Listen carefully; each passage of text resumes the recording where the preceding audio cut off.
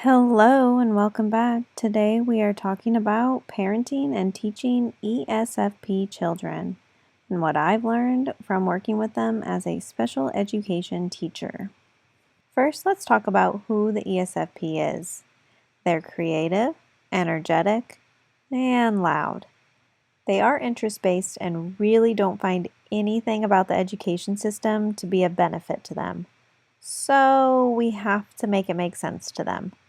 Now, I'm not advocating for molding an ESFP into the current model of the education system, because I believe this is another type that it is almost traumatic for, and they require a performing arts school, culinary arts, music, art of anything type of knowledge.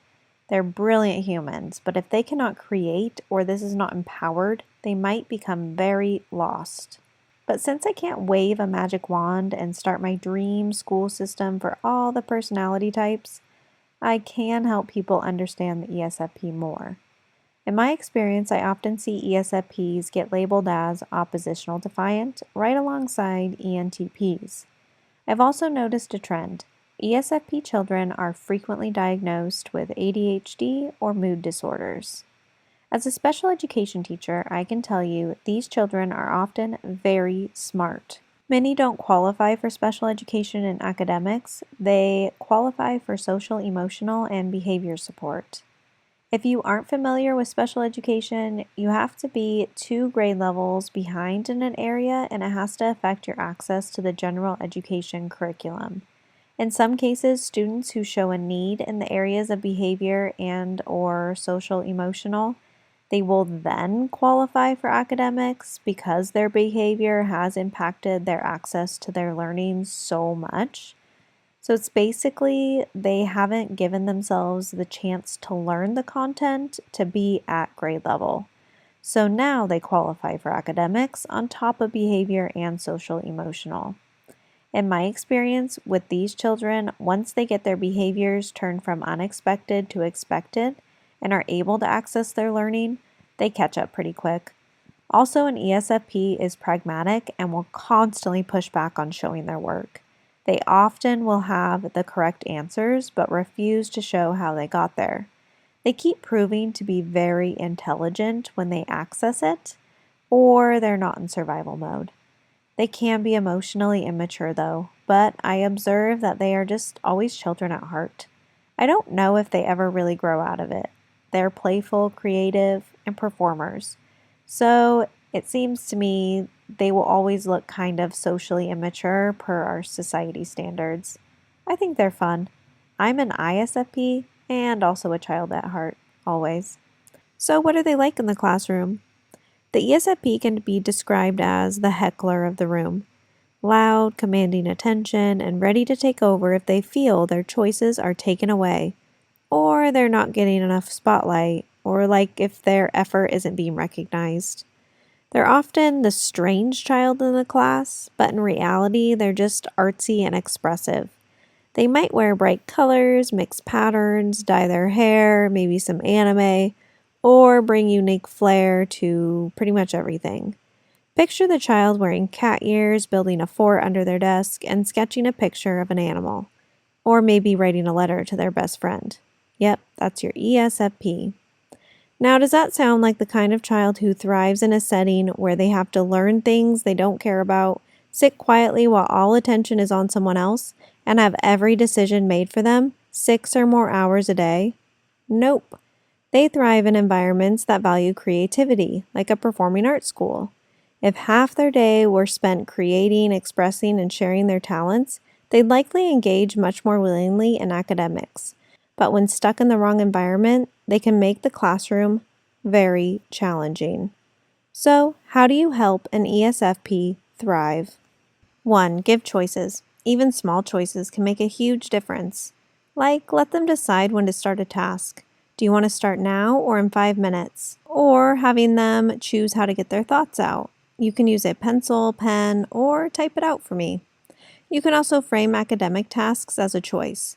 All right, we have 2 worksheets to complete. Which one do you want to do first? We have to do both before break time, but you choose the order. Choices give them a sense of control, which reduces defiance and power struggles. Number 2, the 3-strike rule. At school and even at home, the 3-strike rule is amazing. I have a video on this and it's linked in the description, but the idea is that 3 strikes and the consequence escalates. Strikes create clear boundaries before consequences. It saves me from constant nagging. That strike 1 is far more effective than saying, "Put your shoes on" for the 5th time, or dealing with a tantrum at every transition. The key: only give consequences you can and will follow through on. If they figure out you won't, they will manipulate that loophole every single time. You can say this about most children, but the ESFP does this very intensely. The ESFP will force your attention any way they can, through good or bad behavior. ESFPs need boundaries, and the 3-strike rule really helps so they don't see you as a threat to their authority. Now I'm going to bring up something from our training. Every personality type has an origin, and theirs is authority, or you could call it respect. This can be learned about in our training at MINDCHILD.net, but they do like to be thought highly of. So adults and ESFP children often are in battle with each other, and I think a lot of it is because the ESFP either doesn't see you as an authority figure at all, or an authority figure that is there to take away all of their choices and is a threat to their freedom. So you have to balance that with them, and the 3-strike rule gives them time to make the choice, which ultimately will get your attention in a more positive way, because by strike 3, they should have made the right choice. I see this dynamic with my friend and her blended family. Her boyfriend's daughter is an ESFP, and she does the 3-strike rule with her, and she snaps out of her innate oppositional defiance every time. Her dad does not do it with her, and we don't see it very much. We see her throw tantrums and test her boundaries way more with him. And we really see more positive results with the 3-strike rule and this ESFP child, as well as my students. But ultimately, the 3-strike rule will help them make the right choice. Yes, the first few times you try this might bring on a tantrum or some serious boundary testing, and that's okay. Consistency is key. Keep following through, and soon you'll find that just getting to strike 1 is enough to get those darn shoes on so you can get out the door. This method is also a lifesaver for public meltdowns. My pragmatic daughter is 3 years old, and 3 is so much fun, but this approach has saved me during those moments when they don't want to leave somewhere, a transition is happening, or maybe bedtime turns into a battle. On the flip side, they know that if they can make it through with fewer than 3 strikes, they will be rewarded. Some other strategies that are important for an ESFP are breaks. Some children need to leave their environment to re-regulate and have a new experience, while others will just carry it with them and require more grounding and meditation practices. ESFPs need to learn that breaks are not punishments. They're tools to protect their reputation. These children care deeply about what others think, because they love having an audience. Whatever you do, do not tell them to stop caring what people think, unless you want to create an unruly little human. They are performers. Your job is to help them give their best performance. If behavior starts heading off track, you can offer 2 clear choices. You can ask them to use a strategy to turn on their social filter, or to take a break in a designated space to regroup. If they refuse both, give them a strike. Allow a short processing time, and then circle back, and you can say, "Hey, I really don't want to give you another strike, and I want people to think highly of you. Please either use a strategy or take a break." This, offering them to use a strategy and stay in their environment, or to take a break, makes it seem like you are not just kicking them out because you're tired of them. You are actually giving them time and space to practice using the strategies that they have been learning. And they will actually respect you more in the end for that. ESFPs are deeply influenced by their environment, so if it's chaotic, they'll often reflect that chaos in their behavior. In a traditional classroom, that's a big challenge. Many ESFPs calm down faster when they physically leave the environment to use a calming strategy. But you do not want to make an ESFP think that you are kicking them out. You will create a battle with them. So you always want to offer them a choice on some strategies that they can use to remain there, or they can willingly take a break to save their reputation. At home, make sure your ESFP has a space with soft pillows, blankets, and stuffed animals. Their feelings can get big, and sometimes they'll destroy or lash out. That's normal for an ESFP, but if they learn to use those intense feelings as a trigger to go to their calm space, instead of a command to act out, they'll develop much better self-regulation over time. Also remember, ESFPs do not naturally know their calming options. You have to concretely tell them and spell it out for them clearly. This could mean, hey, why don't you use your stress ball? Wrap up in this cozy blanket. Listen to some calming music. If they really need to get their destructiveness out, I have a giant teddy bear called Anger Bear and a safe space that is monitored, because I'd rather have them throw a giant bear than a chair at me or a student's head. So giving them concrete tools plus the choice to leave for a peaceful space will do wonders for both their emotional development and their reputation. Number 4, Motivation Mountain. I have a whole video on this linked below. It's about helping children dream about their future, then showing them how to align their behaviors with their values so they can see how today's choices affect tomorrow's results. But if all their experiences come from video games, it's like eating the same meal every day. Eventually, their creativity loses flavor, and that's not good for an ESFP. They need real life, travel, performance opportunities, art classes, anime projects, music, anything that fuels their creativity and helps them connect what they love to what they can become. And please get them motivated to read. This is huge.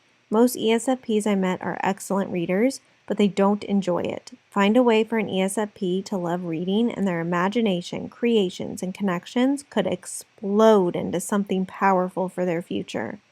But here's the problem. The current school system often blocks this from happening.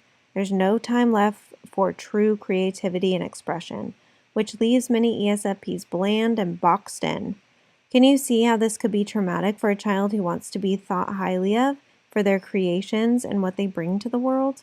Stop dimming the lights of these amazing humans' education system. Let them shine. Number 5, give them space to dive into what they love. Give them their time every day. That's drawing, crafting, teach them Canva design. They love to create. This can look different depending on the setting and the needs of the child and the environment. But an ESFP is all about interest and what's in it for them. So if you give them time in their day to themselves and they're acting out in their classroom, this could be a lifesaver for you. Give them space to dive into what they love. You could have it at the start and end of the day to kind of check in and check out. You could have earned breaks. You could have structured schedule breaks. At home, you could also make it earned time for shared activities with you, like doing an art project together after a non-preferred task like chores. Now, some people might say, well, just spend time with your child. It shouldn't be earned. And yes, do that too. But the key here is knowing their specific motivator. For an ESFP, that motivator is almost always a shared experience. But when they are doing their preferred activities, they do need a heads up when they're transitioning, because that will be very hard for them.